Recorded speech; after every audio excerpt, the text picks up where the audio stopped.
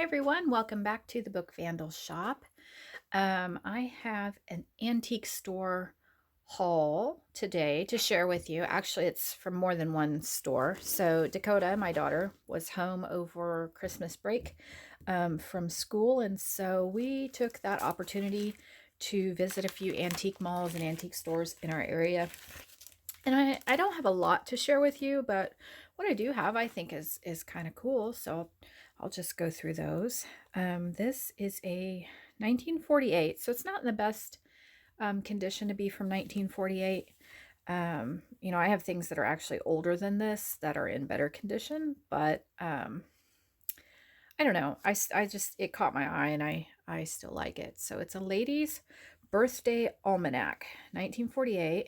And so it's for the year 1948, and then it gives you, like any almanac does, it gives you a calendar, the um, holidays and all that are in here.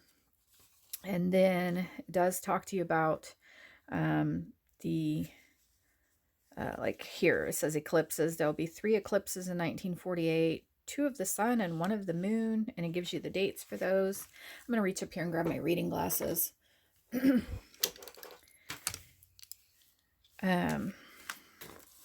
Then it actually has like zodiac sign stuff in here, which I'm not going to go through all that. There's advertisements that I thought were kind of neat. And then it has each of the monthly calendars. It has, let's see here, weather signals, but then it has the moon phases, and then it has the sunrise and sunset times for different areas of the country. I don't know, it's just kind of neat.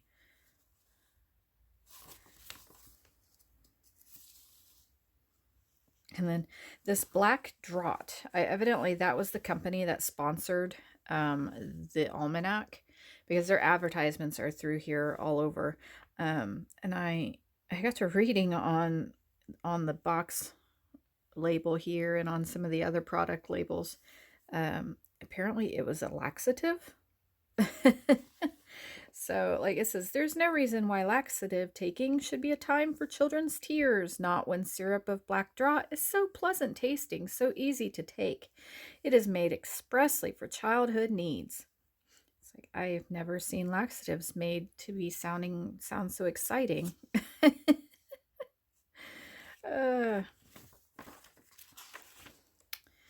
Let's see, then there's the March one, and then what's this one? I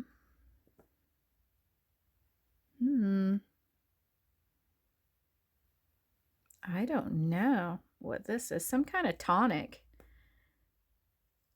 Oh, okay. It has golden seal, black haw, blessed thistle. I think's what it says. Bitter tonic and something. I don't know. I'm going to read it, though. There's no fun having a secret and not sharing it with someone. And here's one secret that lots of girls and women will be glad to share with you. If you want to know a way that help make, quote, those difficult days easier, get a bottle of Cardui and follow the simple directions on the label. So apparently it was a women's and girls monthly menstrual tonic or something. So it's just funny, especially when they're like, if you want to know a way to help make, quote, those difficult days, back when we couldn't actually say the word. Oh, and then that talks about their laboratory and how all their stuff is tested. And then we have another one for Black Drought. Do you sometimes wonder what laxative to choose? I don't know. I mean, I'm never going to do anything with this. It was just funny. Oh, like this one. Women, are those middle years making life miserable? Learn how you can help yourself with Cardui. There is no use worrying about those, quote, middle years, through which all women must pass, the so-called, quote, change of life is a perfectly natural period, and stewing and fretting will not help relieve the discomforts that often accompany this time of change. Instead of worrying, would it not be more sensible to prepare wisely for these days? Many women have said that they found cardui a real help during the change of life. It is a bitter tonic and stomachic. It improves the appetite, and by stimulating the flow of gastric juices, it aids digestion. Supposed to help with hot flashes and depression and all that. Very interesting. Very interesting. And then we have iron deficiency anemia supplement. Anyway, very interesting.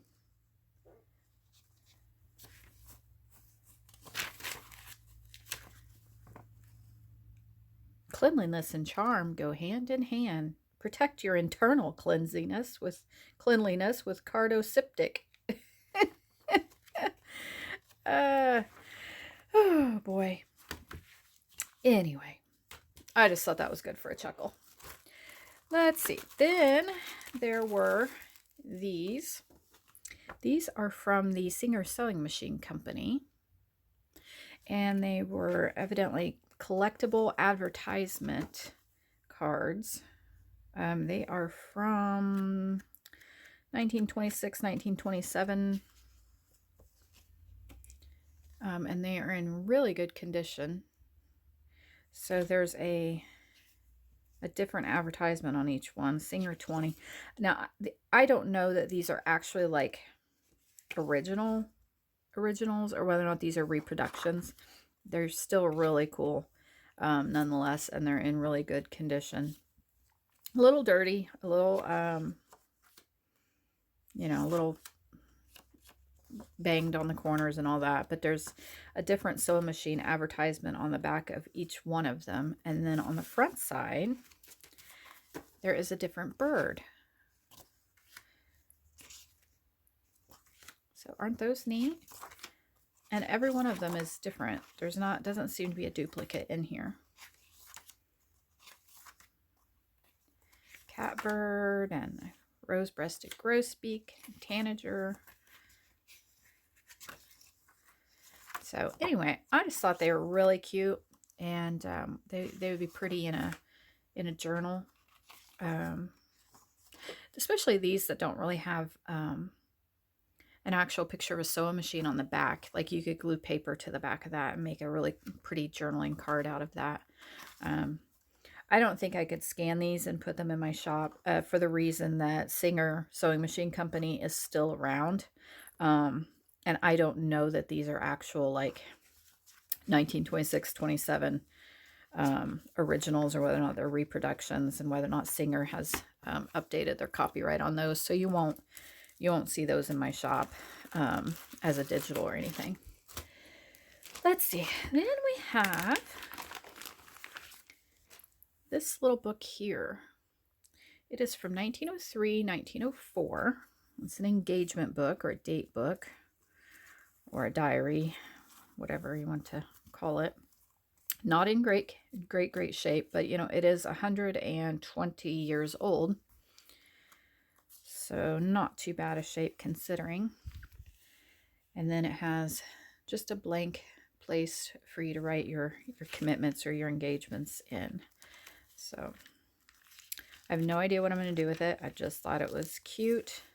I liked the typeface that was used, and that each month had a like a little divider there with an illustration. Let me see if I can go find the beginning of March here.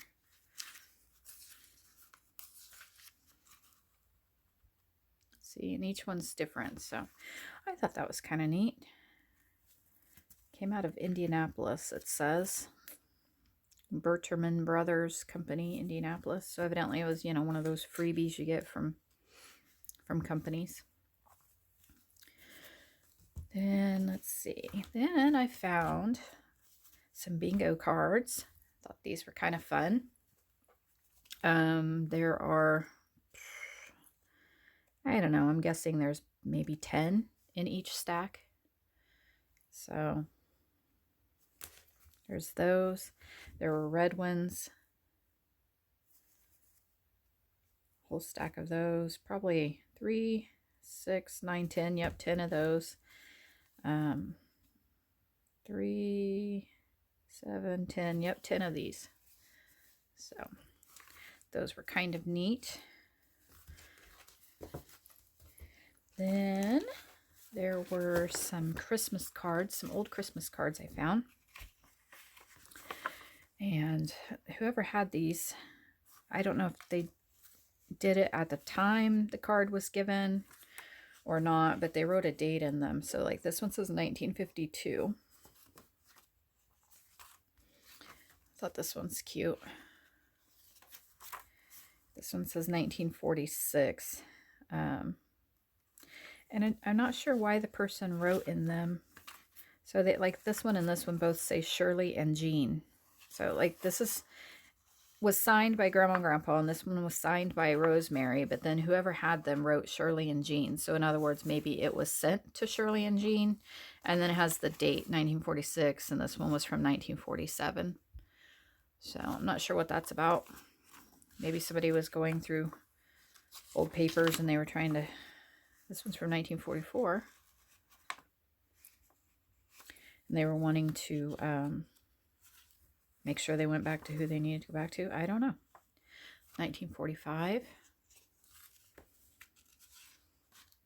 And then there's this one from 1950.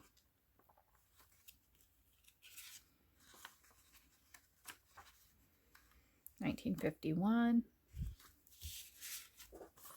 There's another one of those from 1950. And this little one here with joyful wishes at the helm.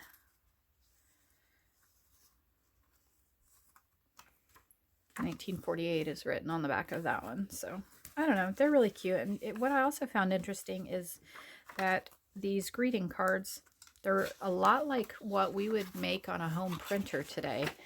You know, a sheet of paper printed and then folded into fourths. So it's kind of like a home printer style greeting card. You don't really, and the paper is really thin like that as well. Obviously they didn't print these on their home printer because they didn't have that. I'll go over to these real quick. These are some Valentines.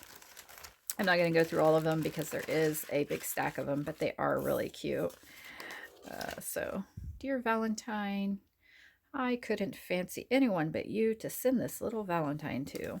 So, there's no dates on these. So I have no way of knowing the years on them, but I just thought they were too cute. Too cute. There's a little one, to my Valentine. This one says 1947. Right down here. So then anyway, there's a whole big bunch of those. So very cute. And then there was this. It's a big ledger book, which it's kind of hard to find these sometimes, and I paid a little more for it than I mean, I'd love to just get things for, you know, a couple dollars, not really pay what they're worth. So I did pay $15 for this, which is that's a normal, reasonable price for this. In fact, it's probably cheaper than what I could buy it for online. So really, it's not a bad price for it. You know, I was just kind of hoping I'd open it and it would say $10. I don't know. But anyway, it appears to be a organization like a bank or a shareholders meeting, or a board of directors for a bank or something like that. So that's a place where you put bylaws and then record of meetings. And then it also has record of stocks and stock certificates that were canceled, a record of stock certificates that were issued. Let's see, dividend book. So it has something to do with stocks and shareholders and all that. And here's like a transfer record of stocks. So very, very little writing in this. I was kind of disappointed that there wasn't a few more pages written in, and it looks like all these pages in the front were torn out. I don't know if that was a long time ago or recently. I don't know. But I thought, oh, I can't figure out what the date is with this without any handwriting in it, until I noticed that it did say here, for the record of minutes for a meeting, 1900, and then it leaves the last line blank. So that means the book was created for using in the first decade of 1900, so 1900 to 1909. So considering that it is that old of a book, it's in really good condition. But so I did that little bit of detective work, but then I really, really started thumbing through it, and I should have marked the pages. And I did finally find some writing. Here we go. And it is from, the handwriting is from 1905. But I love the handwriting. Isn't that beautiful handwriting? I just think that's so pretty of handwriting.